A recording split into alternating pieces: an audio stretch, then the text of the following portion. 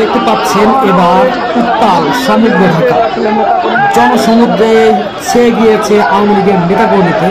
তো আপনারা দেখতে পাচ্ছেন তারা কিন্তু খুবই আনন্দের সাথে শান্তিপ্রিয়ভাবে তাদের যে বিক্ষোভ মিছিলের কর্মসূচি সেটা পালন করার জন্য বিকাল থেকেই কিন্তু ঢাকা শহরের বিভিন্ন অঞ্চলের বিভিন্ন জায়গায় জড়ো হওয়া শুরু করছে।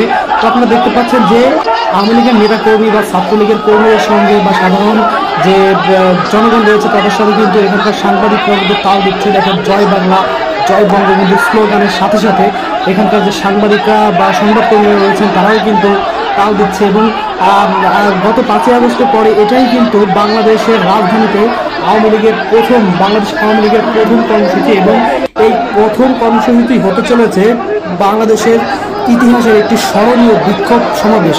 আপনারা দেখতেই পাচ্ছেন এখানে লাখো লাখো মানুষের ঢল নেমে এসেছে।